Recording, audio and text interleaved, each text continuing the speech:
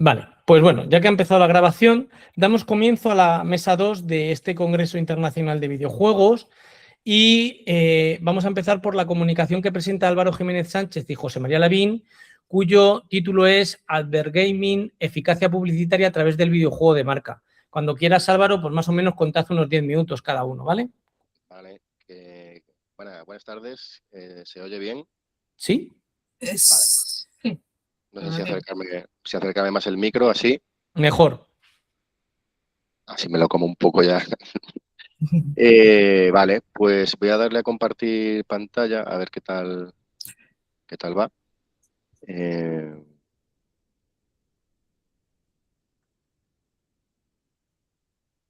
a ver si pongo esto. ¿Qué tal se ve ahora? Hola. Aún no. De momento no vemos, no Nada. lo vemos compartido. Voy a probar de nuevo. Vale. Permitir.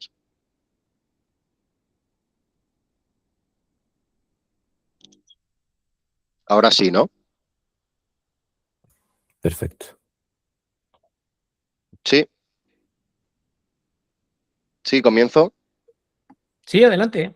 Vale, pues como bien has dicho, el título es Advergaming, eficacia publicitaria a través del videojuego de marca. Presentamos mi compañero José María Lavín de la Universidad Internacional de Valencia y yo de la Universidad de Valladolid. Bueno, lo primero que hay que hacer antes de nada es diferenciar tres conceptos, ¿no? Entre videojuego y publicidad, tres modalidades diferentes para familiarizarnos con el objeto de estudio. Por un lado estaría la publicidad in-game, que es aquella publicidad que está dentro del videojuego, casi que como de segundo plano. Luego está la publicidad around game, que es aquella que mientras estamos jugando, pues de pronto nos sale un aviso de que hay publicidad, o si no nos sale un aviso, directamente pasamos a la publicidad. Puede ser pues, para que tengamos puntos en el videojuego o simplemente para que nos dejen jugar, ¿no? Y luego, por último, el Advergame, que por definición más o menos sería el juego digital creado con el propósito principal de transmitir un mensaje publicitario de una organización, producto, servicio o marca, ¿no? Es un tipo de branding content. Estaría creado por el propio anunciante, ¿no? Eh, Dentro de estas tres modalidades hay dos que pueden llevar más a confusión y que son también que están muy relacionadas, sobre todo con los artículos que veremos a continuación, ¿no? La publicidad in-game, que como ya he dicho, por ejemplo, en el GTA o en el FIFA, mientras uno está jugando, pues pueden salir diferentes anunciantes, ¿no? En este caso afecta a variables como la intrusión o la persuasión, porque mientras estás jugando de pronto aparecen anunciantes que a lo mejor no esperábamos, esa persuasión encubierta, y que por ende afecta también al consentimiento o a la reactancia y a la congruencia, al entretenimiento y finalmente a la aceptación o rechazo por parte del jugador consumidor, ¿no? Cosa que en este caso el Advergaming, el Advergame no tendría tanto. Eh, Porque no es tan intrusivo, sino que ya uno de antemano sabe que va a jugar a un juego que ha creado un anunciante. Aquí tengo algunos ejemplos, por ejemplo el Minion Rush, por ejemplo el de Emanem's Adventure, o por ejemplo este de aquí de la derecha, del Real Racing GTI, ¿no? Creado por Wacken.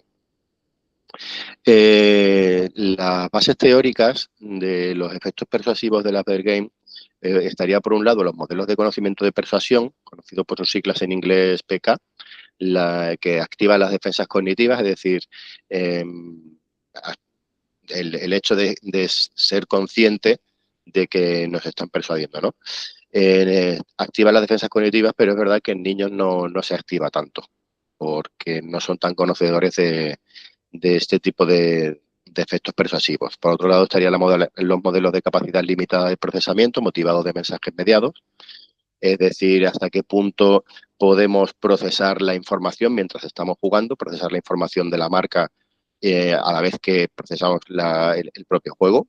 Estaría también la teoría del flow, que como más o menos su propio nombre indica, es el estado óptimo de experiencia, el estado de disfrute, con lo cual se daría una transferencia afectiva hacia la marca, Es decir, si yo estoy disfrutando del juego, hay una transferencia afectiva que también hago que pueda interiorizar el disfrute de la marca, ¿no? Tendría que haber un equilibrio entre el desafío que nos propone el juego y las habilidades que nosotros estamos haciendo cuando jugamos, ¿no? Empleando. Teoría del aprendizaje social, de Bandura, de toda la vida, ya que nosotros a la hora de jugar también, por otra parte, estamos observando y eso también implicaría un refuerzo que luego se daría en la vida real, ¿no? Si tenemos que, por ejemplo, limpiar en un juego con un cierto producto, pues eso también implicaría que luego en la vida real podamos, tenderíamos a utilizar ese producto para, bueno, pues para limpiar o para lo que fuera, ¿no? En este caso. Luego estaría la teoría de la reactancia, que es esa irritación de los placement, el hecho de saber que nos están anunciando algo y habría un tipo de reactancia, con lo cual también habría que tener ese equilibrio. Por otro lado, la teoría de los esquemas, que es la congruencia entre la marca y el juego, es decir, que la marca tenga relación también con el juego. Y por último, la teoría de la implicación, ¿no? Que sería la que moderaría los efectos persuasivos, hasta qué punto nuestra implicación con el juego también nos persuade. En el sentido de la implicación, pues tiene muchísimo que ver con los niveles del juego y en ese sentido los dos factores principales se podrían resumir en las características del juego y las características del jugador, ¿no?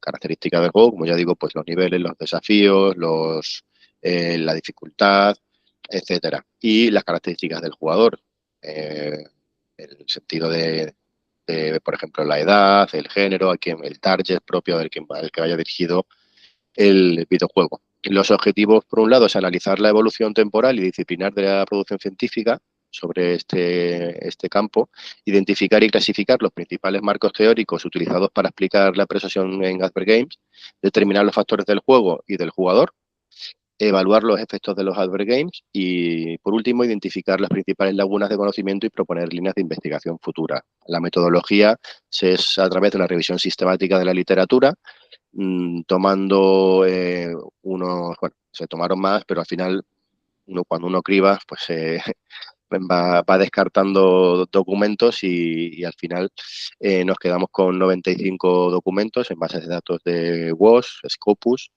del 2000 hasta el 2026 y luego utilizamos técnicas bibliométricas varias y análisis sistemáticos de contenido.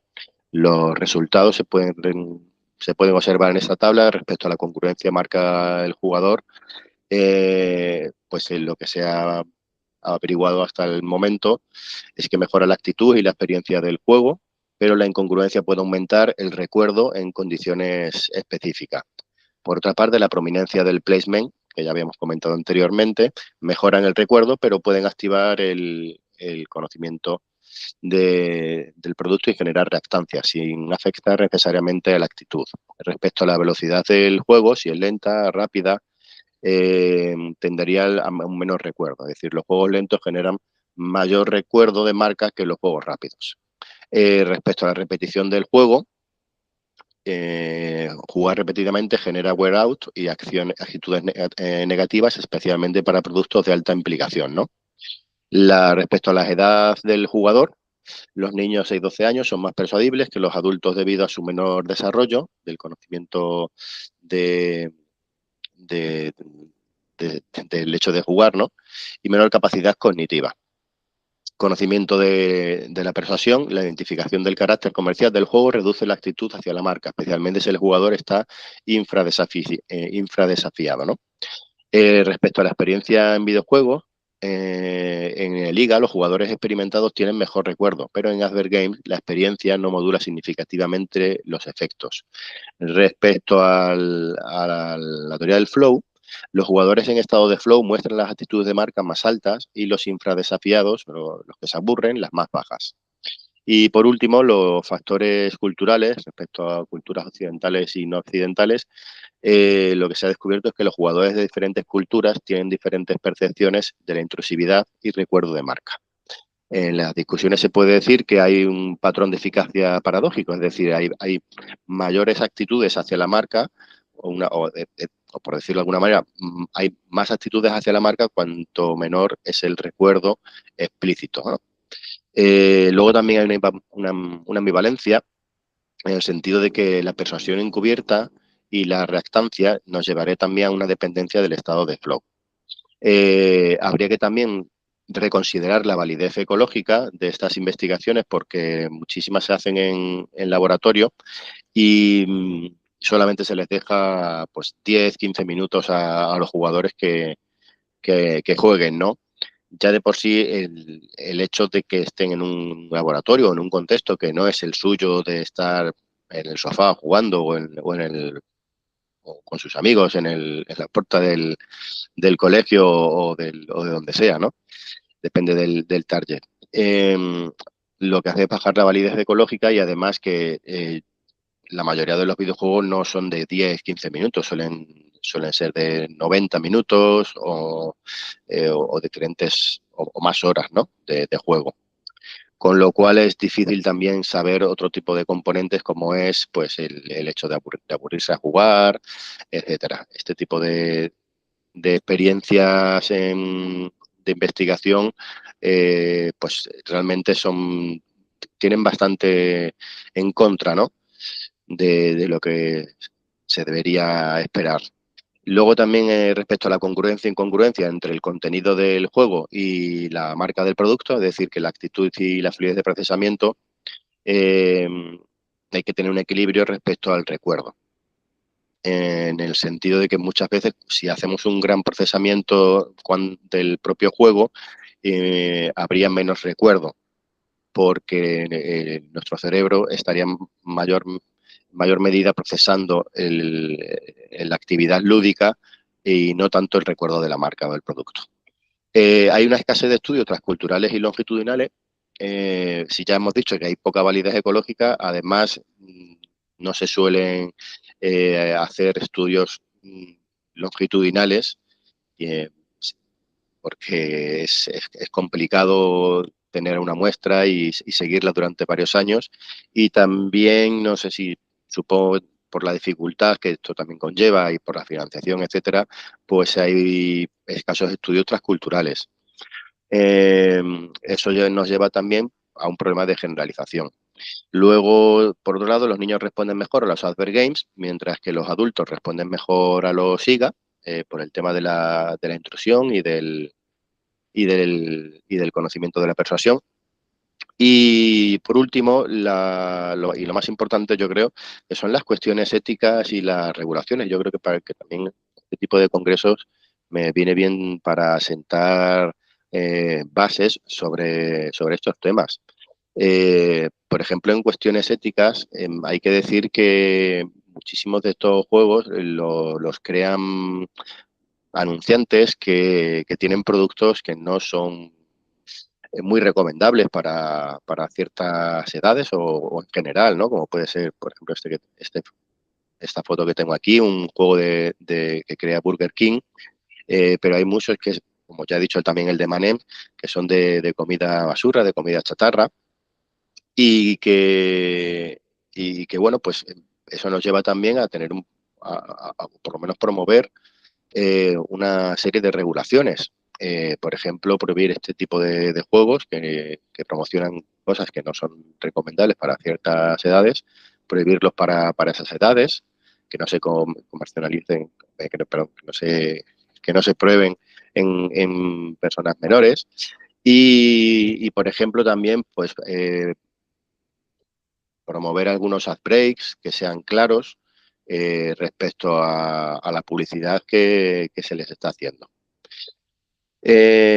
Pues no sé qué tiempo voy, pero vamos, que esto sería todo. ¿De acuerdo? Muchísimas gracias. Y ya está. Pues muchísimas gracias, Álvaro, por ceñirte al tiempo. La verdad es que estás dentro del tiempo que nos hemos dado y se agradece también y por la calidad de tu exposición. Vamos ahora con el siguiente trabajo que defiende Isicano Pérez, que se llama Baba is Cool, proyecto educativo con Baba is You para fomentar el aprendizaje del diseño de videojuegos en las aulas de educación primaria. Así que vamos a ello. Vale. Lo dicho, si no llegara, en un ratito tengo que salir, si no llegara, pasamos a la siguiente comunicación después, ¿vale? Vale, perfecto. Voy a intentar... Vamos a ver que puedas compartir. Sí, a ver, que mi ordenador es nuevo, entonces me está pidiendo acceso ahora mismo a todo. Oye, qué suerte, porque muchos profesores estaban estrenando ordenador hoy. Vale, a ver, compartir.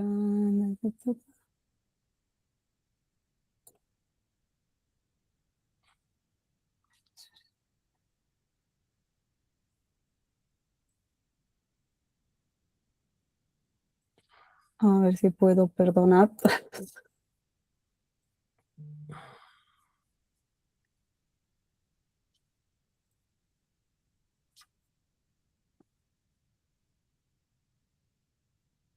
Pues no me deja compartir pantalla. No sé por qué. Le tendrás que dar permisos, tal vez. Sí, le he dado.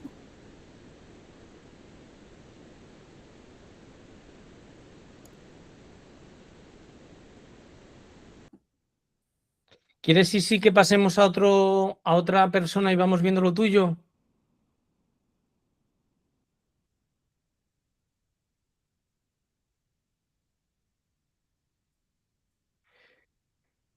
Bueno, sí, Natalia sí que estaba, Natalia y Diana.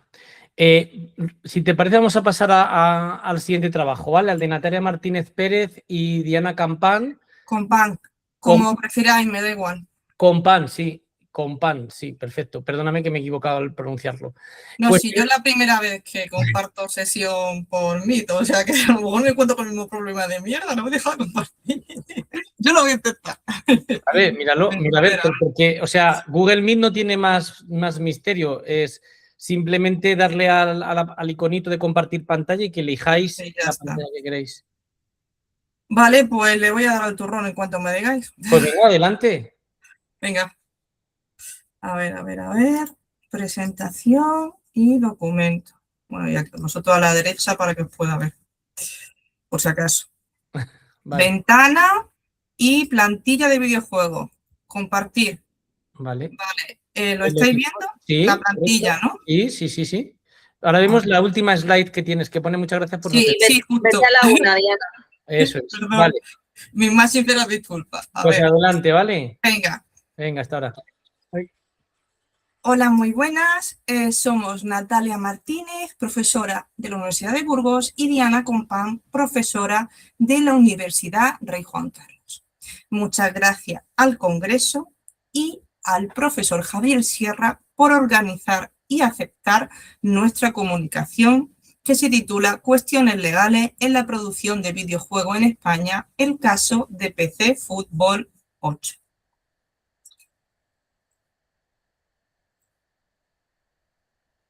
En esta investigación analizamos las tensiones jurídico-comunicativas asociadas a la producción y comercialización de videojuegos en España. Estudiamos el caso de la saga de PC Fútbol mediante el juego PC Fútbol 8.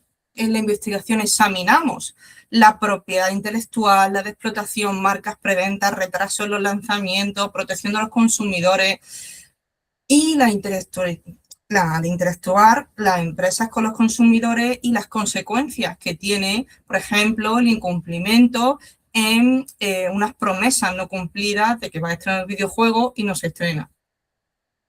Esto se combina con una revisión normativa y un análisis doctrinal y un estudio de caso a partir de diversas fuentes, como legislación española, europeo, informes del sector y cobertura mediática especializada.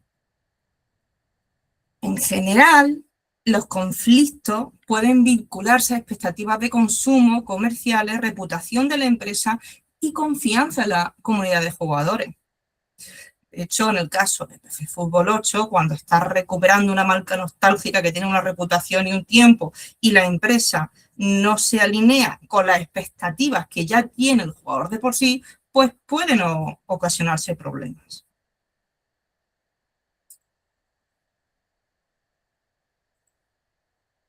Los conflictos derivados de su producción y comercialización, donde abordamos desde una perspectiva técnica y empresarial, junto con una lectura jurídica y comunicativa, y social de los videojuegos. El sector del videojuego ha experimentado un crecimiento desde su inicio en la actualidad, combinando grandes empresas, estudios indie, editoras, plataformas digitales, comunidades de jugadores con innovación, precariedad en la financiación, dependencia de la visibilidad del juego, precisamente para obtener, por ejemplo, financiación, no dinero, y presión por cumplir unas expectativas de lanzamiento en el caso de, por ejemplo, ser una marca reputada como PC Fútbol. Cuando estas promesas que tanto han dicho la empresa no coinciden luego con la realidad, ¿qué pasa con un consumidor? Pues que se siente decepcionado. Por lo tanto, es evidente que puede derivar en reclamaciones de consumo, controversias contractuales, conflictos de propiedad intelectual y hasta incluso acusaciones administrativas si el asunto escala. En general, a la hora de desarrollar el videojuego tienes que coordinar diferentes activos. Y además, esto se relaciona directamente con esa titularidad de explotación. Si lo tiene una empresa y luego no la cierra y no negocia bien esos derechos de explotación, pues pueden tener problemas de distribución, por ejemplo, en un futuro de videojuegos a nivel internacional.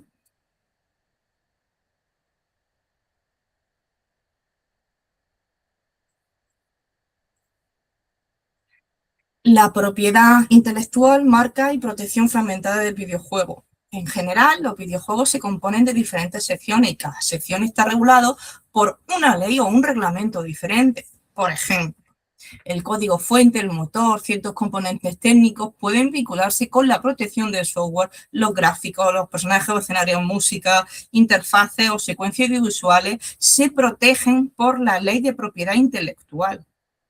Los signos dispositivos, títulos comerciales o nombres o sagas quedan sometidos a la ley de marcas.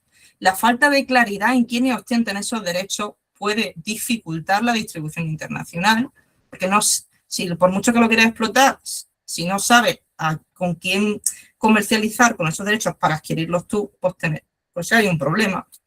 El uso de materiales de terceros sin licencia pues puede derivar en reclamación de infracción de derechos. Una similitud sustancial puede derivar en conflictos de plagio, imitación y aprovechamiento de la reputación pues, de una marca de los juegos que no es tuya. La explotación de marcas históricas exige contratos precisos que limiten el alcance de la licencia en el territorio que es, cuánto dura, qué soportes tiene y qué obligaciones tiene cada parte contractual. La comunicación comercial y preventa de derechos consumidores, la comercialización digital del videojuego, actualmente pues puede haber perfectamente una preventa, un acceso anticipado, una campaña de financiación. De esta forma, el consumidor, los jugadores están pagando hasta incluso una fecha muy adelantada antes de adquirir el producto. Y si encima el producto no sale en la fecha que se debía o en las condiciones que están mostrando, pues lógicamente puede haber problemas. Por lo general, para protegerlos hay diversas leyes o reglamentos. Entre los más característicos sería, por ejemplo, en España, el Real Decreto Legislativo que 1/2007, donde dice que los videojuegos tienen que tener características esenciales del producto, que está bien reflejado el precio, las condiciones de entrega, los plazos, los procedimientos de reglamento y los reembolsos. Esto en concreto es la normativa de protección de los consumidores y usuarios. Vale. A nivel europeo está la Directiva Europea 2019/770, que es relativa a los videojuegos, porque se aplican los contratos en los que el empresario suministra contenidos digitales o servicios digitales al consumidor. En España está la comunicación comercial, también sometido a los límites de la ley y a servicio de la sociedad y la información y el comercio electrónico. Y también la ley de competencia desleal. Están los casos de una crisis reputacional que afecta directamente en la confianza de los jugadores. Pues la reputación que ya tiene el videojuego, la industria digital, o sea, esa nostalgia, esa historia que tanto has jugado durante años y claro, tiene un nivel de expectativa, que si encima lo tiene una nueva empresa y por lo que sea no las cumple, pues evidentemente le afecta la reputación de la empresa y también más directo o indirectamente a la reputación de la saga. Diana, dime. recuerda el tiempo, que vamos ya, te queda poco. Vale, O sea, que ya vale, pues en general se tiene que dejar bien establecido la titularidad de esos derechos para evitar futuros problemas. Aquí hay una tabla de tipos delictivos en el ámbito principal, el riesgo asociado y la dimensión comunicativa que tiene cada uno. Vale. Ahora, los principales riesgos jurídico-comunicativos que aparecen en la producción y comercialización del videojuego suelen ser a nivel de contrato, comunicación comercial, expectativa de consumo y responsabilidad de la empresa. En general, hemos elegido la saga de PC Fútbol y el videojuego de PC Fútbol 8 como un estudio de caso porque es un videojuego español con una comunidad de jugadores consolidada y un videojuego clásico. Aquí un resumen un poco de historia. Se inició en 1992 con Dynamic Multimedia vinculada con la empresa Dynamic Software y cesó su actividad en la década, ¿sí? En los años 2000 por falta de dificultades en la financiación.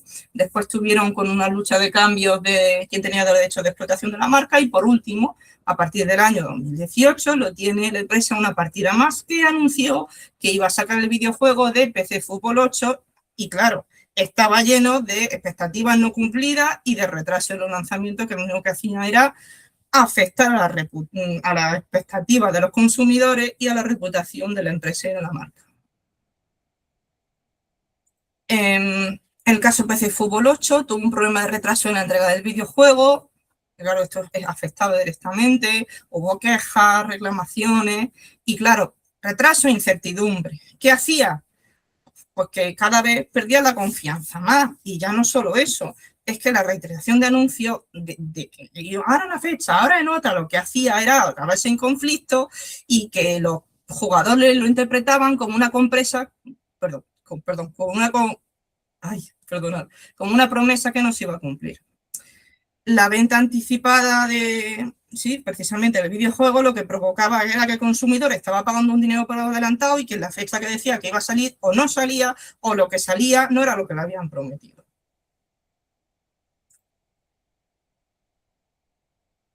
Analizamos las principales tensiones jurídico-comunicativas asociadas a la producción y comercialización de videojuegos en España, en caso de PC Fútbol 8, y se ha observado que los conflictos legales en el sector del videojuego se relacionan con las expectativas de consumo.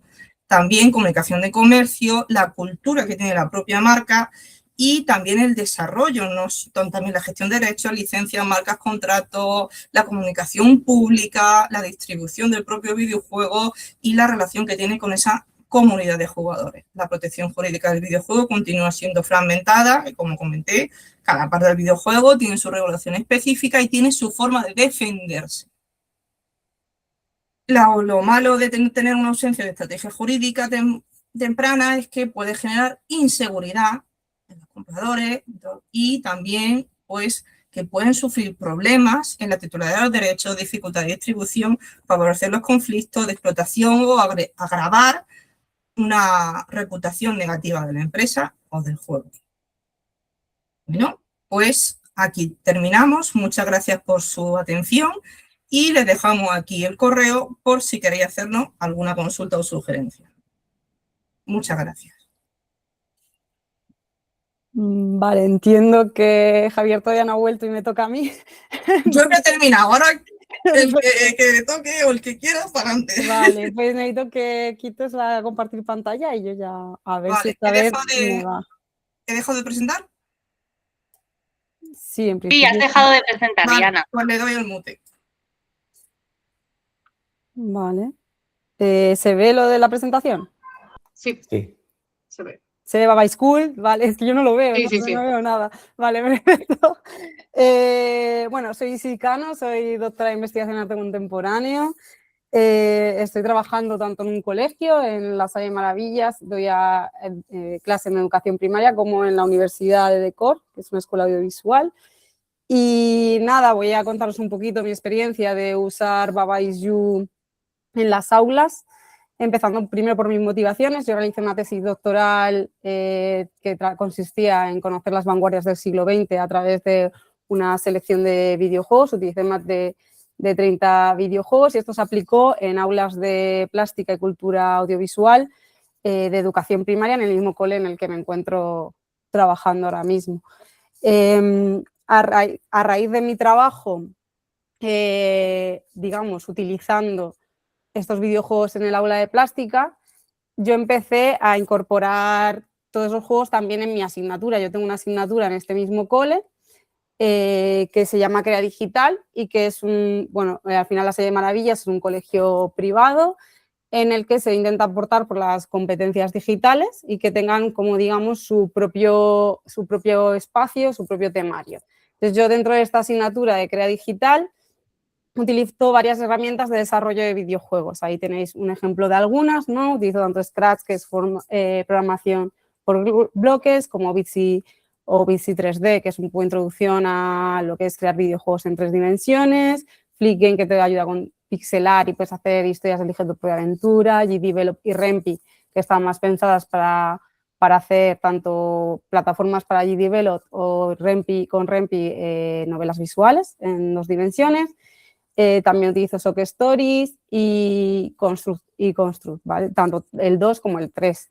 Entonces, a raíz de dar clase, yo empecé a ver un patrón tanto en primero de primaria como en sexto de primaria, que era de esas herramientas que yo utilizaba para ayudar al alumnado a fomentar el pensamiento computacional y lo que es el pensamiento lógico, ¿no? Esa introducción al lenguaje de programación y al código. Empecé a ver un patrón con el videojuego Baba Is You, que es un videojuego que creó Arvita Ikari en el 2019, es un videojuego de desarrollo independiente.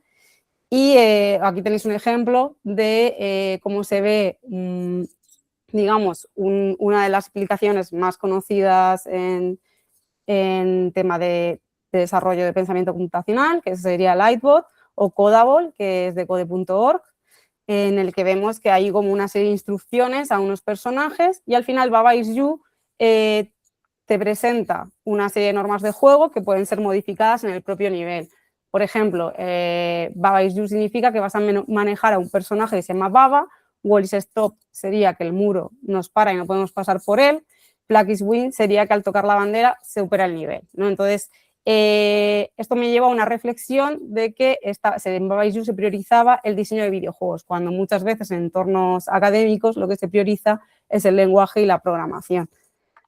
A partir de aquí me planteo comenzar a utilizar Baba Is You en mis clases y convertirlo en un proyecto que llevará un trimestre completo, ¿no? Que abarcará todo un trimestre en el que se pudiera trabajar a partir de esta herramienta y seguir desarrollando tanto el pensamiento computacional como en la parte de diseño de videojuegos, que me parece en muchas ocasiones la gran olvidada en entornos escolares, ¿no? Se centran más en el tema de la programación y dejan a un lado el diseño de videojuegos, siendo también uno de los pilares fundamentales en la creación de videojuegos. Yo empiezo a usar Baba Is You en 2021 y empiezo a tantear, a hacer una muestra de cómo va funcionando, ¿no? Al final como suelo trabajar cada vez que quiero incorporar una herramienta o un videojuego nuevo en mis clases es empezar por sexto de primaria porque es el curso más avanzado, son las edades más avanzadas de final de ciclo. Y luego voy tanteando, según la dificultad, como les ha costado o no, han avanzado en sexto, voy probando.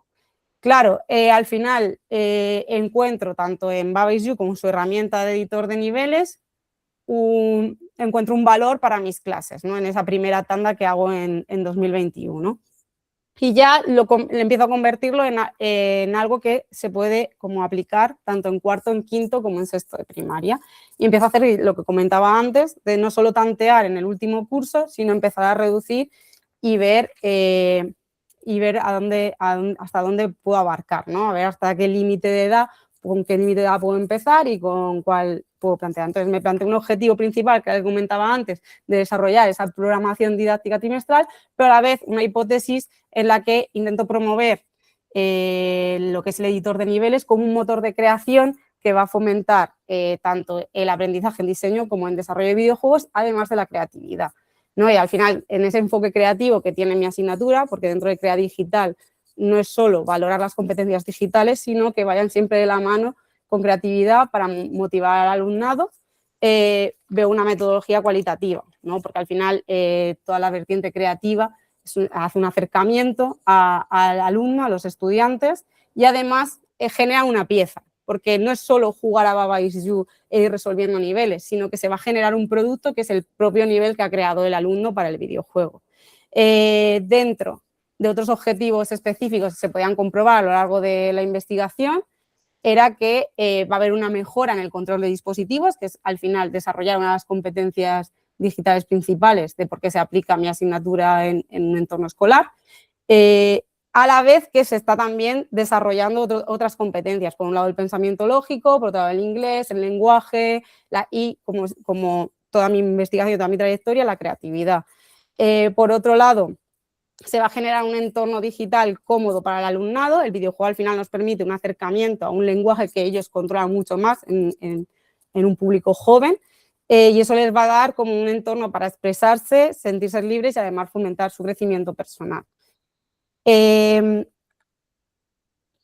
Claro, yo he tenido de base una serie de referentes que lo principal para mí siempre en mi trayectoria, tanto en la tesis doctoral como en el trabajo que hago ahora, ha sido el trabajo de Begoña Gross y el grupo F9, que se dedicaban a coger videojuegos comerciales y aplicarlos directamente en aulas, ¿no? Y al final toda mi investigación se basa en eso, de coger videojuegos que no tengan ese énfasis en lo educativo, sino sacarle un valor educacional dentro del aprendizaje inmersivo que nos presenta. Por otro lado está la obra de Chris Crawford, que siempre ha fomentado un uso pedagógico del videojuego y no solo meramente comercial. Y han salido una serie de papers como el de Baba Is Universal, que nos plantea y analiza ese valor de lenguaje lógico y computacional que comentaba anteriormente. Por último, resaltar también el trabajo de Mark Brown, que es un youtuber y divulgador, pero sobre todo divulgador, que se enfatiza todo su trabajo en el diseño de videojuegos y tiene una serie de vídeos analizando Baba Is You, donde analiza dos conceptos que son los pilares fundamentales del diseño de videojuegos. Por un lado, está lo que es el momento eureka, el momento ajá, que en los juegos de puzzle es el momento en el que el jugador tiene conciencia de cómo se resuelve un nivel, y por otro lado lo que es la ingeniería inversa, que es como Arvid diseña los niveles de Baba Is You, que es ir poco a poco poniendo obstáculos para hacerlos más complicados. Aunque la gente con la que he trabajado mano a mano y codo con codos es el grupo de investigación de la Universidad de Minnesota, dirigido por David de Liema, que a través de una serie de reuniones, compartiendo ellos su trabajo y yo el mío, nos hemos compartido material y hemos podido desarrollarlo mano a mano. Ellos lo hacen en un público más adulto, hablan de la competencia de resolución de problemas, esta competencia cognitiva que la analizan y ven cómo una serie de públicos reacciona a los niveles de Baba Is You, y además me han podido facilitar tutoriales para mis alumnos de primaria. El desarrollo, pues es que llevo ya más de 5 años utilizando Baba Is You, es un desarrollo positivo en el que actualmente está completamente pulido toda esa programación trimestral, en la que llegó un momento en que yo a lo largo de estos 5 años me he dado cuenta que hay un patrón en los niveles que fallan, lo que les cuesta más, los conceptos que se les atasca un poquito más. Entonces, llegó un momento en que yo he podido en la propia programación especificar qué fases, en qué niveles se van a atascar a partir de qué sesión, y poder iniciar las sesiones y las clases con esos atascamientos, ¿no? Con esos momentos de frustración e intentar evitarlos en el alumnado. Como conclusiones, al final se han generado 3 obras digitales que son Baba Is Cool 1, 2 y 3. Baba Is Cool al final es un juego de palabras con la palabra cool, mola, con school, colegio. Entonces estos niveles están publicados, son más de 80 niveles. Yo actualmente tengo un alumnado en cada nivel de primaria de aproximadamente 125 alumnos. Entonces, al final se crea una obra digital bastante amplia si utilizo Baba Is You tanto en quinto como en sexto de primaria, ¿no? Esto me ha llevado a que actualmente Baba Is You no esté solo utilizándose en educación primaria, sino que además estamos cogiendo un grupo reducido de alumnos de educación secundaria de altas capacidades, con el que llevo ya 3 años trabajando. Exactamente, están en tercero de la ESO, cada año un grupo completamente nuevo, en el que estoy utilizando Baba Is You como esa herramienta de, como digo, fomentar su creatividad y crear, sobre todo, sacar su máximo potencial a la parte del diseño de juegos. Además, cada vez, claro, actualmente el último curso de sexto de primaria vio Baba Is You en cuarto de primaria, con lo cual ya el lenguaje de Baba Is You lo tenían completamente dominado, eran totalmente conscientes de en qué consistía y están haciendo cada vez generando niveles más narrativos, como podéis ver ahí en la captura que os comparto, que se ve como un pájaro está diciendo un diálogo. Entonces están haciendo cosas que ya no es solo ese concepto de videojuego que tenemos de objetivos, ganar o perder, sino que además estamos iniciando un debate en torno al por qué jugamos y qué nos aporta un videojuego más allá de puro ocio, ¿no? Y esto sería todo por mi parte. Muchísimas gracias por escucharme, muchísimas gracias por la oportunidad de estar aquí. Espero que lo hayáis disfrutado. Pues muchísimas gracias, Sisi, y ya veo que os habéis automoderado. Vamos ahora con el siguiente trabajo, en este caso el que presentan Beatriz Lejerén, Marta y Cristina. ¿Están aquí? Marta y Beatriz no han podido asistir, así que estoy... Vale, Cristina, Cristina Ogando, te han dejado de representante, ¿no? Sí. Pues nada, vamos con tu trabajo que lleva por título Mejores prácticas en el uso del videojuego en educación no formal, fundamentos pedagógicos, diseño de experiencias y modelos de implementación. Cuando quieras, Cristina, adelante. Déjame un momento a ver si me aclaro con esto y me deja compartir.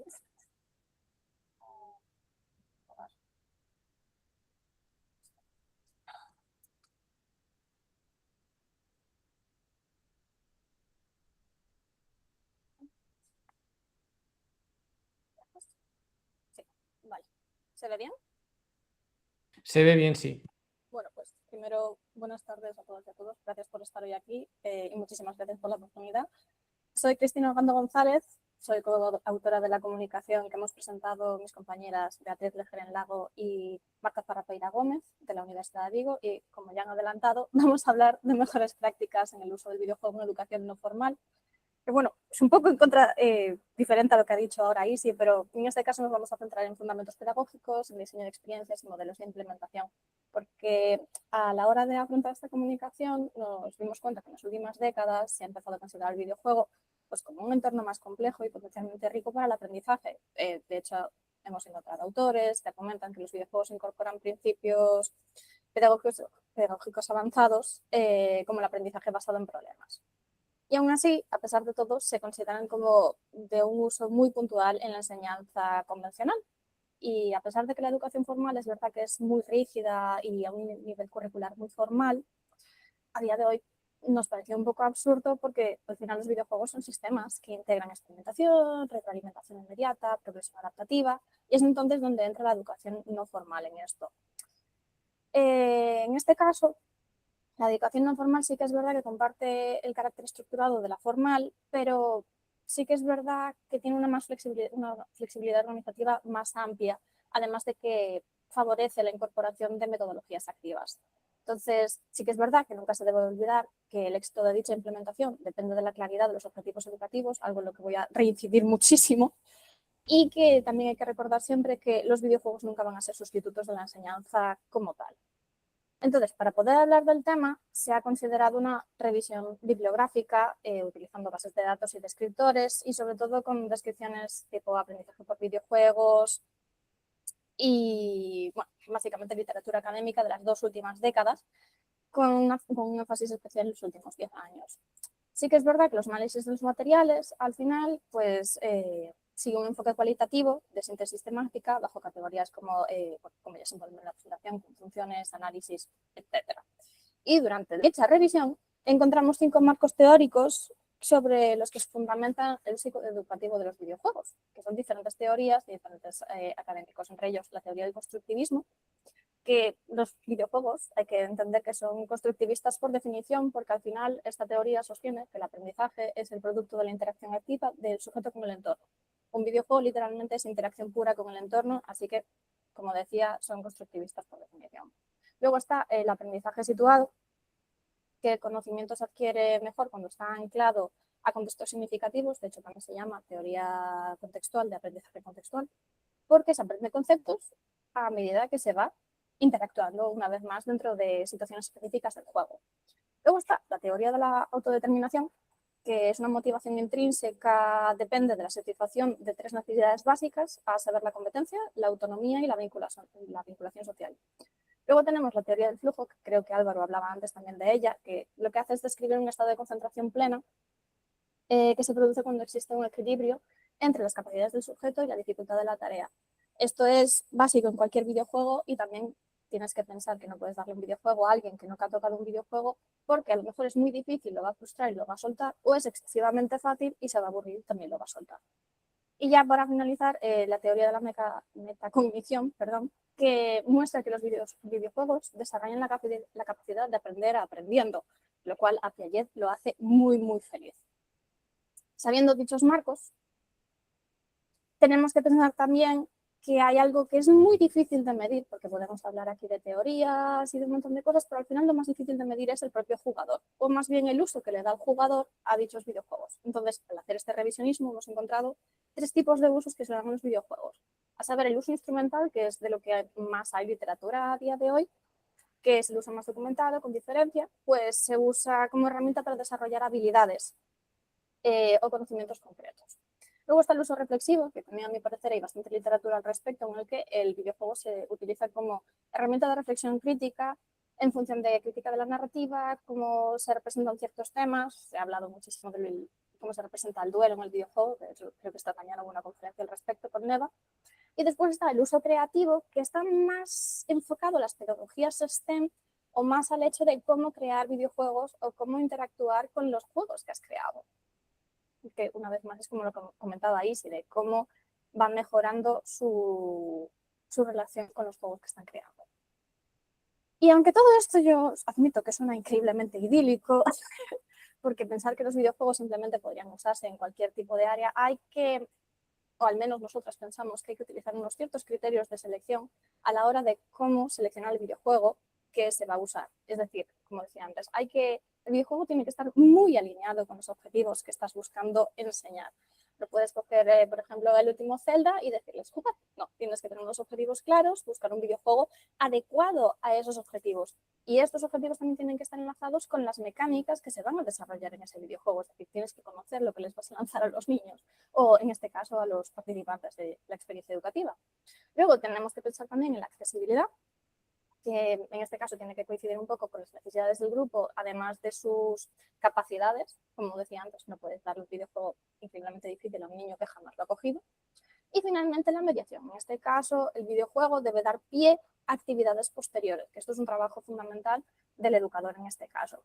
De hecho, es el educador el que tiene que hacer la mayor parte del trabajo en este caso, porque en muchas actividades pedagógicas lo que se habla es de un esquema en 3: preparación, experiencia o la actividad en sí, luego reflexión y más tarde evaluación. En este caso, el educador tiene que preparar, es decir, hablarle a los participantes de vamos a hacer esto, sin sobreexplicar, simplemente vamos a hacer esto, tenemos que centrarnos en esto otro. Luego, durante la fase de experiencia, el educador es un mediador en este caso, que tiene que, es más bien un observador o atender a preguntas puntuales, dejar que el participante experimente todo lo posible. Y después la parte de reflexión, que es la que decíamos antes, que es una de las más importantes, en la que se tienen que preparar actividades para hacer que esos conocimientos aprendidos durante la experiencia tengan su uso en contextos aprendidos a futuro y también en pasado. ¿Qué ocurre? Como muchas cosas en educación, la evaluación de estos conceptos, por así decirlo, o de estas prácticas es muy compleja. Entonces, al menos nosotros abogamos por una forma de evaluar multidimensional, en la que se entenderían en 4 criterios también, que serían el aprendizaje cognitivo, que se centra en los conocimientos adquiridos durante todo este proceso pedagógico, las competencias prácticas, que se enfocan en gestión de recursos, resolución de problemas, que se puede ver durante la experiencia de juego, cómo resuelves un puzzle o cómo gestionas ciertos problemas, las competencias sociales, que se centran muchísimo en la cooperación entre los participantes, y finalmente la motivación, que es el típico de punto por participación, pero un poco más de actitud. Y, por supuesto, durante este revisionismo encontramos que efectivamente ya se habían usado videojuegos siguiendo estos criterios en 4 modelos documentados. Es decir, entre ellos estaba la alfabetización digital, que es lo que más se usa en los videojuegos para crear un análisis crítico y ampliar las competencias transversales que todos los currículos escolares tienen. Luego tenemos el aprendizaje histórico-cultural, que se utiliza muchísimo en museos y bibliotecas, ya no solo por realidad aumentada o realidad virtual, sino, por ejemplo, se utilizan muchísimos juegos de Assassin's Creed, las reconstrucciones de monumentos olvidados o destruidos al día de hoy. Luego también tenemos los talleres STIC, que hablábamos antes de ellos, que también se usan como una herramienta creativa, también para fomentar un poco las competencias digitales. Y finalmente la educación ambiental, porque es increíble el uso de los videojuegos que se ha hecho a día de hoy para ampliar la concienciación en cuanto a la crisis climática. De hecho, tenemos aquí algunos ejemplos, porque, por ejemplo, el Portal 2, que, por si acaso, el Portal es un juego en el que te ha cerrado un superordenador llamado GLaDOS y tienes que salir, y son una especie de pruebas, puzzles a resolver, resolución de problemas, en los que tienes que actuar con unos portales que redirigen. Entonces, aquí, como podemos ver, Portal 2 se puede usar para lógica y espacio y es una creatividad estratégica y son para talleres de resolución de problemas. Luego también tenemos Minecraft, que se utiliza muchísimo en centros juveniles, que ayudan con se usan mucho en talleres STEM. ¿Qué ocurre? Que hay bastantes problemas en todo esto. El primero y más fundamental, que no lo adelantaba antes, es la falta de formación del profesorado o de los educadores en general. Sobre todo porque sí que es verdad que gente ya un poco más joven también que trabaja en estos ámbitos, pueden ser grandísimos jugadores, pero ser un gran jugador no te va a hacer un buen comunicador. Tú puedes ser muy bueno en Minecraft, pero puede ser fatalítico para poder implementar en Minecraft en acciones educativas. Entonces, es algo bastante importante que esta falta de formación imposibilita bastante el hecho de que se transmitan los videojuegos a educación más formal. Luego también hay que seleccionar muy bien los videojuegos, no se puede coger cualquier título que sea famoso, como decía, hay que enlazarlo muy bien con los objetivos de lo que se pretende hacer en dicha actividad y tener claro lo que tienen que aprender los participantes. También, por encima, los medios digitales necesarios, los medios tecnológicos necesarios, no siempre están a disposición de todo el mundo y además, por alguna razón, los videojuegos siguen siendo como una lacra social en la que se ve solo como ocio y no tanto como una herramienta educativa. Y finalmente, como ya dije antes, la evaluación de estas actividades puede ser realmente un dolor de muelas, por mucho que digamos nosotros que se puede hacer de forma multidisciplinar. Pero bueno, para problemas, soluciones. En este caso, como decíamos, tener muy claros los objetivos, utilizar la estructura en 3 pasos para cualquier herramienta educativa de preparación, exposición, reflexión, finalmente evaluación y sobre todo centrándose en esta última parte. Y además hay que fomentar activamente la dimensión social y tener claro que los videojuegos no son solo para pasar un rato agradable en casa, sino que pueden ser una herramienta educativa muy activa y que puede ampliar muy bien la motivación y la participación de del alumnado o de quien vaya a ir a ellos. Así que, si bien este trabajo nos ha permitido sintetizar el estado actual del conocimiento sobre el uso del videojuego en la educación no formal, también creo que permite ver que el videojuego ha alcanzado una cierta madurez como para ser usado como herramienta educativa, que sería muy beneficioso para la educación no formal y como también decía Isi, para la educación formal. Y además que se tenga en cuenta que no solo por poner un videojuego y dejar al alumnado jugar van a aprender, sino que al final el papel del educador es prácticamente clave y que todo dependerá de cómo se enfoque. Así que espero que os haya gustado. Y si hay preguntas, dudas o cualquier cosa. Pues muchísimas gracias, Cristina. Vamos ahora con la siguiente comunicación que presentan, un segundito, Irene Cabrera Morales. Filo sin cadena, reclamar historia y el heroísmo por derecho propio. Cuando quieras.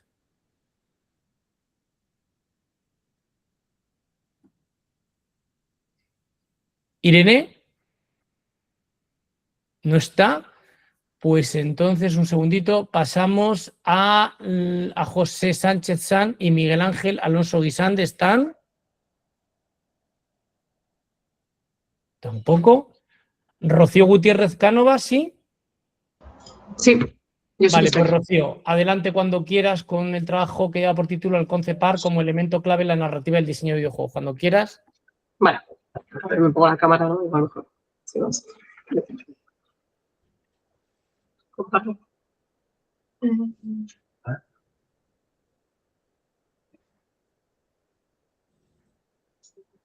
Vale, sí que estoy compartiendo bien, ¿no? Y se me oye bien.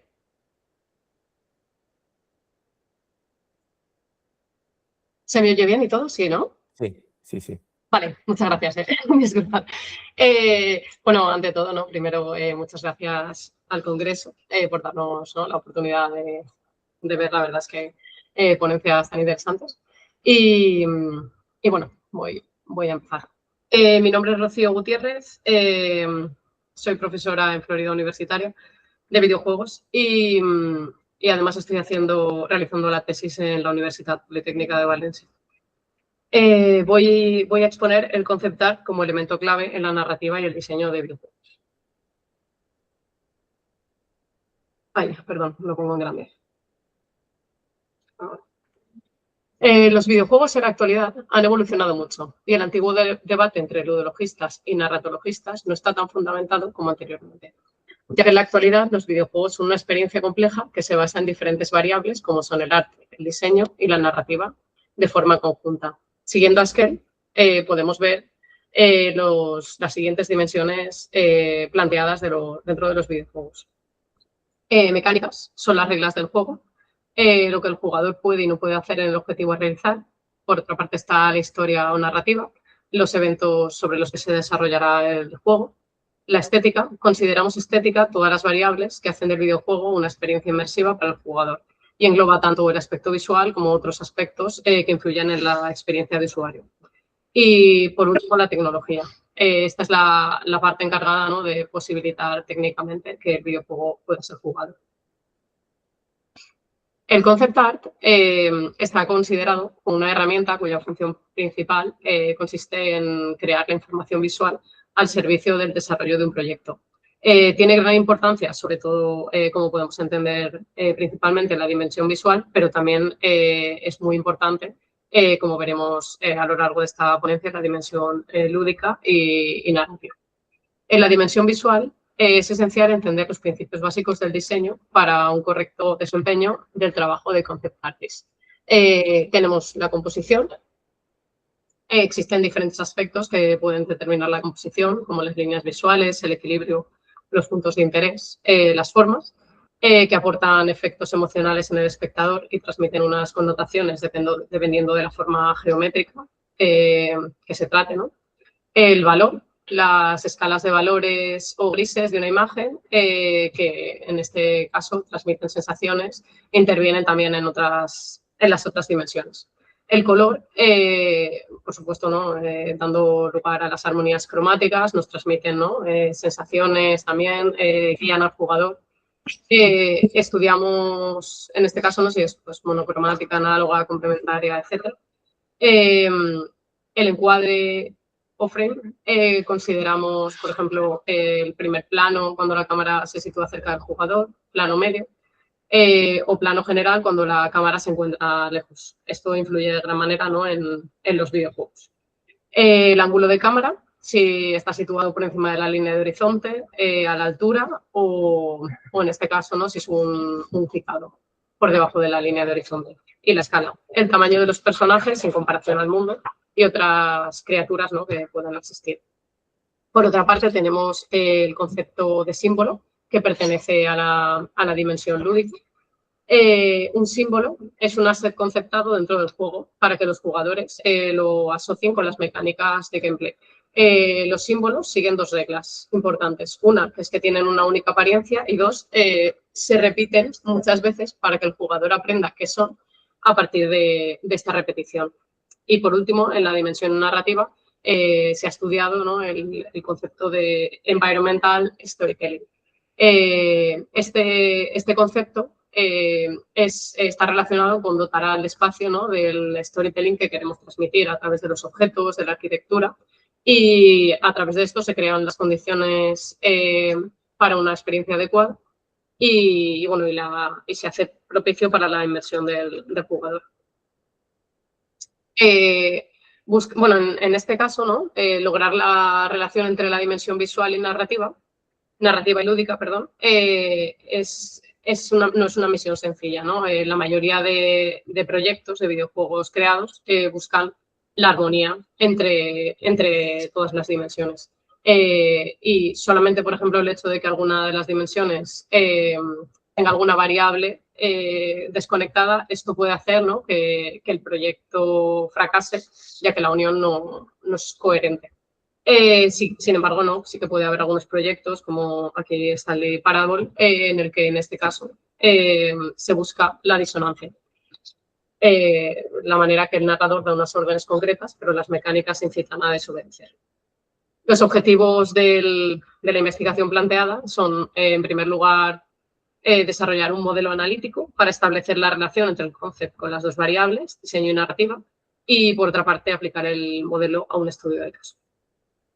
La metodología que se ha seguido a lo largo de la investigación ha sido, en primer lugar, ¿no?, analizar fuentes bibliográficas para definir las variables interesantes y relacionadas en las tres dimensiones, tanto en la dimensión visual como lúdica y narrativa, para conocer qué variables son importantes para este modelo de análisis y luego enmarcarlas a partir de un caso práctico, de un estudio de caso. En primer lugar, en los elementos visuales del diseño se han extraído las siguientes variables anteriormente nombradas: composición, morfología, iluminación, valor, cromatismo y perspectiva o cámara, de los autores Solarsky y Reffel y Farrell. Por otra parte, como hemos también visto anteriormente, la dimensión lúdica, tenemos el concepto de símbolo, siguiendo a Token.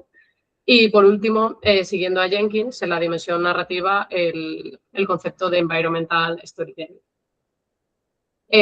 Con todas estas variables se ha extraído una matriz multivariable en la que se analizarán las diferentes variables para finalmente, ¿no?, considerar si el juego es coherente o disonante según la intención, ¿no?, del proyecto en sí.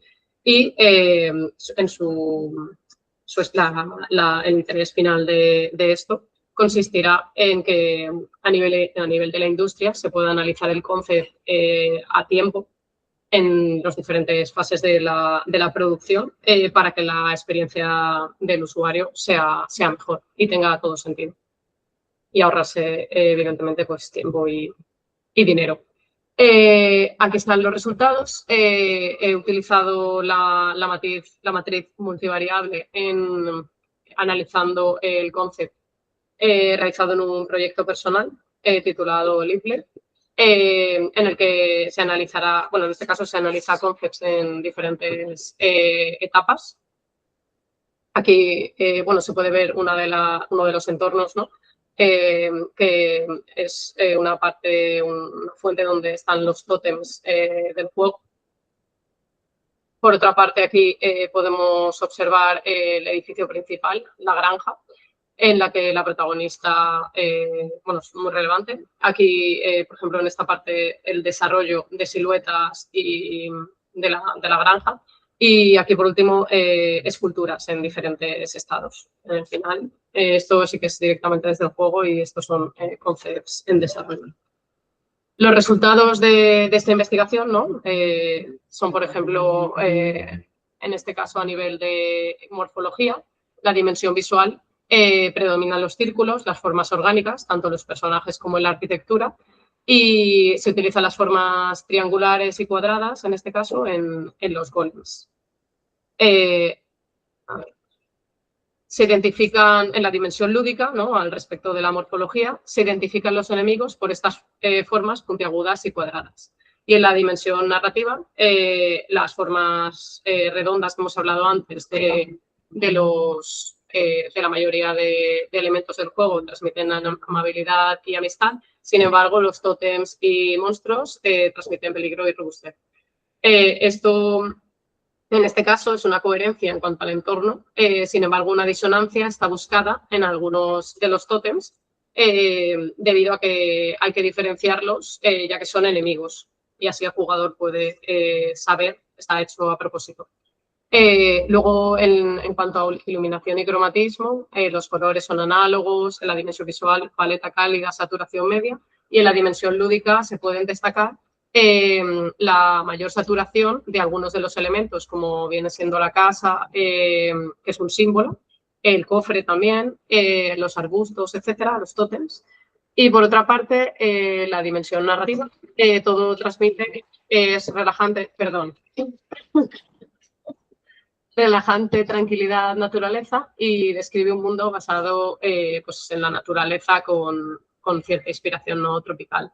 En cuanto a iluminación y cromatismo, hay coherencia.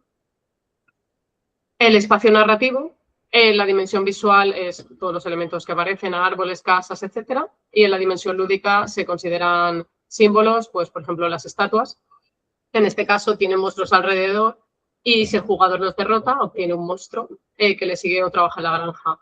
La casa permite dormir al jugador y recuperar vida. El jugador ya de por sí ya traduce esta casa como un símbolo, al igual que las estatuas, al igual que el cofre y los tótems. En la dimensión narrativa, las estatuas, en este caso, hablan del lore, ¿no? De los monstruos que llevan muchos años habitando este lugar. La casa hace referencia a un mundo construido con vegetación, con mucha vegetación, ya que hay como una gran sinergia con la naturaleza. El cofre habla de un mundo antiguo y los tótems representan dioses del fuego. Y por último, la cámara, ¿no? Es una vista cenital, plano general, que habla en la dimensión lúdica, ¿no? Es debido al tipo de juego, ¿no? Que es un juego de granja y combate. En la dimensión narrativa habla de control y la sensación de poder ver todo lo que ocurre a una escala pequeña, incluso infantil, y es coherente, ¿no? Transmite la sensación de cuidar. Lo pongo un momento por aquí para que se vea de nuevo. Y ya voy a las conclusiones. Bueno, en este caso, ¿no? En cuanto al primer objetivo, que era desarrollar un modelo analítico, se han extraído las variables comunes a las 3 dimensiones de los videojuegos a través de la revisión de fuentes bibliográficas.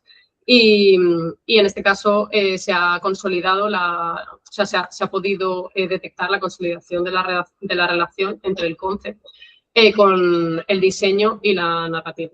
Y por otra parte, la aplicación del modelo a un estudio de caso, que bueno, ese era el segundo objetivo. Por una parte, se ha aplicado, ¿no?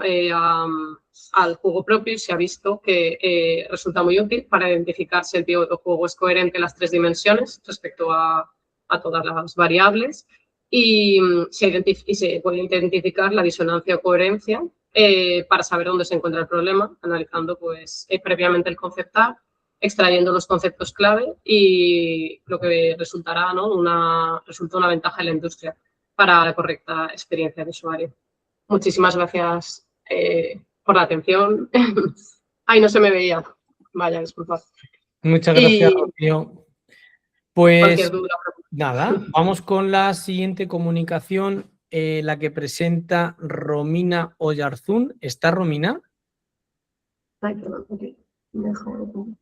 Romina no está. Cruzcaya Ordóñez, tampoco lo he visto por aquí. Y Abel Swin tampoco lo he visto por aquí, pero sí que he visto a Gulnaz. Gulnaz, pues es tu turno, ¿vale? Hola, Hola, ¿qué tal? hola, ¿qué tal? ¿Se me ve y se me escucha? Se te ve y Hola. se te escucha, sí. Ah, vale, perfecto. Pues muchas gracias por darme esta oportunidad de participar en este congreso, donde veo yo que tengo esta suerte de participar entre los profesionales del ámbito comunicación y especializados en videojuegos. La verdad que muchas gracias. Y ahora, bueno, un poco a modo de introducción, soy Gulnaz Abdusheva, doctoranda de la Universidad de Granada. Pertenezco al grupo de investigación CiberAV y ahora voy a compartir la pantalla, mi presentación. Compartir. ¿Se ve? A ver. ¿Sí? Sí. Se ve, vale. Voy a empezar desde la primera diapositiva. Aquí, a ver. Un momento.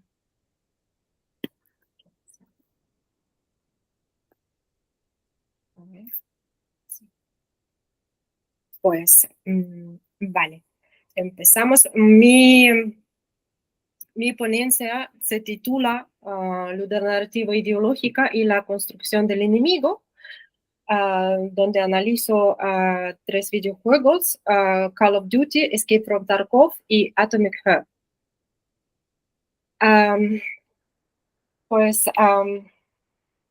Analizo estos 3 videojuegos de distintos contextos socioculturales y políticos, estos videojuegos ambientados en conflictos bélicos, y a través de este análisis pretendo explorar cómo títulos de gran impacto y de alta difusión mediática y lúdica como Call of Duty, Modern Warfare de producción estadounidense, y los videojuegos rusos Escape from Tarkov y Atomic Heart representan 2 ideologías distintas, bueno, rivalizadas, ¿no?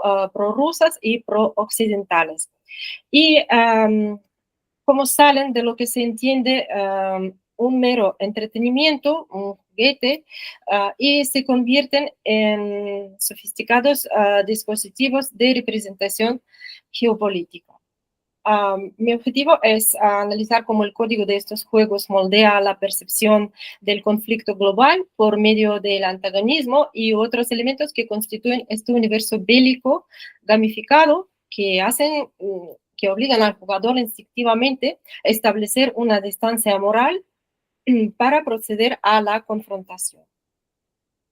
Bueno, primero, para entender el contexto, los videojuegos de disparos en primera persona, FPS por sus siglas en inglés, han evolucionado desde herramientas de reclutamiento o de simulación de combate hasta convertirse en productos culturales globales masivos. Hoy estos juegos actúan como espacios de representación permeados por las ideologías de sus creadores. En el contexto de la guerra híbrida, el videojuego ya no se limita a reflejar únicamente el conflicto, sino se pasa a formar parte de un espacio activo de producción discursiva que obliga a desarrollar una alfabetización mediática para evitar la naturalización de la violencia. El código oculto, para entender cómo nos convencen, yo cito a Jan Bogost y su concepto de retórica procesal, la idea de que las ideologías no solo se cuentan, sino que se juegan. Es decir, Jan Bogost propone que a través de las propias reglas y mecánicas, el diseño, el relato, el discurso militar o nacionalista, el sistema lúdico, ludonarrativo, comunica argumentos ideológicos de forma casi invisible y obliga al jugador a tomar las decisiones políticas y morales difíciles. Al interactuar con la lógica del juego, el jugador asimila conceptos de poder sin percibirlos de forma consciente, ¿no? Simplemente cumpliendo los objetivos, las misiones, para avanzar en el juego. El código le impone como el alcance de la victoria, ¿no? De la culminación del juego para, digamos, lograr conseguir los objetivos del juego. Esta persuasión se opera a través de 3 mecanismos de Luke Moon, que son la normalización, aclimatación y deshumanización. El primero consiste en una amenaza constante que se interioriza como algo legítimo dentro de este universo gamificado. La aclimatación acostumbra al jugador a la agresión constante hacia el otro. Y finalmente la deshumanización es donde el adversario se reduce a arquetipos denigrantes, su función de otredad se refuerza al ser representado como el terrorista o el insurgente, islamista, radicalizado o incluso colaboracionista, que se puede percibirse como un traidor, ¿no? Un simple traidor, facilitando así el acto de disparar sin una carga ética o moral. Desde el paradigma occidental se observa un esquema de civilización contra barbarie, es decir, el paradigma occidental ejemplificado por la saga Call of Duty suele presentar una narrativa binaria, donde se trata de una estrategia narrativa clásica que reduce la inmensa complejidad del conflicto geopolítico a una lucha entre dos fuerzas opuestas. En este esquema, el enemigo actúa como una constante histórica cuya función principal es justificar y reforzar la hegemonía liberal del Occidente. Es decir, estos juegos tienden a una simplificación extrema del conflicto global, donde la intervención armada se presenta como una única respuesta lógica ante una amenaza externa que carece de matices. Es decir, las propias acciones o posturas se tratan como buenas y las de los adversarios intrínsecamente malas, sin espacio a la explicación o el motivo de por qué se ha provocado esta respuesta violenta por parte del adversario. Y en cuanto a frente a esto, desde otro contexto geopolítico encontramos un reflejo ruso-oriental que propone la estrategia de ambigüedad y distopia a través de videojuegos como Escape from Tarkov y Atomic Heart, que rompen, deconstruyen este binarismo occidental, ofreciendo perspectivas donde el enemigo ya no es una nación extranjera claramente identificable, sino algo mucho más difuso y sistémico. Por ejemplo, en Escape from Tarkov, el conflicto es ambiguo, no existen villanos ideológicos externos claros, étnicamente demarcados. La amenaza surge del institucionalismo y las corporaciones como Terra Group, además de un entorno hostil que castiga a todos por igual, ¿no? La rivalidad entre facciones como BIR, compuesto por militares rusos, y Yusef, que representa al ejército occidental, es puramente militar y simbólica. Las facciones sin rostro, alejándose así del maniqueísmo moral típico de las producciones occidentales, pero claro, también naturalizando el conflicto desde el enfoque colectivo, sin un héroe claramente definido. Por su parte, el videojuego Atomic Heart de Moonfish, lanzado en 2023, utiliza la nostalgia como arma, empleando la iconografía soviética como herramienta estética y de poder para persuadir al jugador a sumergirse en el espacio virtual de su modelo social político descontextualizado, retrofuturista y estéticamente llamativo y atractivo. Aquí la distopia es interior, el conflicto se desarrolla entre humanos y un estado tecnológicamente omnipotente, avanzado, los robots fuera de control, armas inteligentes que operan por sí mismos, y el juego desvía la atención de enemigos nacionales externos para centrarse en los peligros del control gubernamental y la inteligencia artificial. Pues al comparar ambos modelos en este espejo geopolítico, los contrastes son evidentes. Las productoras occidentales utilizan un enfoque así más directo, más trivializado, basando la amenaza en la etnia o nacionalidad, ¿no? Como he dicho, si son terroristas de origen de Oriente Medio o villanos de procedencia rusa, etcétera, y se apelan a los elementos como nacionalidad, religión para justificar la intervención y violencia armada. En cambio, las producciones rusas analizadas son más simbólicas y caóticas y evitan esta confrontación étnica directa y sitúan al enemigo en lo interno, lo corporativo o lo institucional. Pues la inmersión como propaganda visible funciona como digamos, herramientas de persuasión digital altamente efectivas. La construcción del enemigo, la representación del enemigo, del adversario en estos títulos muchas veces no responde al contexto geopolítico real, sino que obedece a patrones de mercado y al mantenimiento de una hegemonía cultural establecida. Y para finalizar, la pregunta crítica es ¿qué podríamos hacernos en este caso, ¿no? Desde el punto de vista del jugador, a quien disparamos en la pantalla y qué lógica ideológica estamos aceptando implícitamente al pulsar el gatillo, ¿no?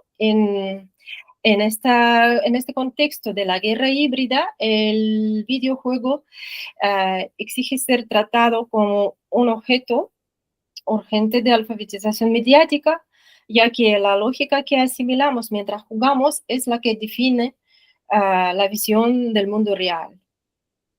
Y aquí termino de la presentación. Y muchas gracias por vuestra atención. Pues muchas gracias, Gulnaz. No sé si tenéis alguna pregunta que queréis reformular a alguna de las ponencias que hemos escuchado esta tarde. Pues si no fuera el caso, daros las gracias porque hemos finalizado, no hay más comunicaciones. Y lo dicho, esta tarde recibiréis los diplomas. Contaros que los que habéis decidido ir a la revista Prima Social saldrá en el 2026, a más tardar enero del 2027, a más tardar, ¿vale? Los que habéis elegido la revista Social Review, pues salen unos números en junio, o sea, esta revista publica en junio y en diciembre, pues o bien junio o yo me declino ya más bien diciembre.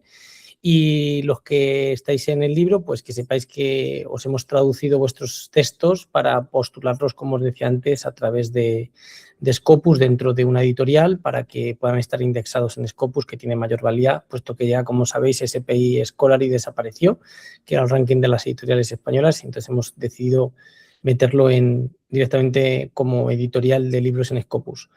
Nada más, muchísimas gracias y seguimos en contacto.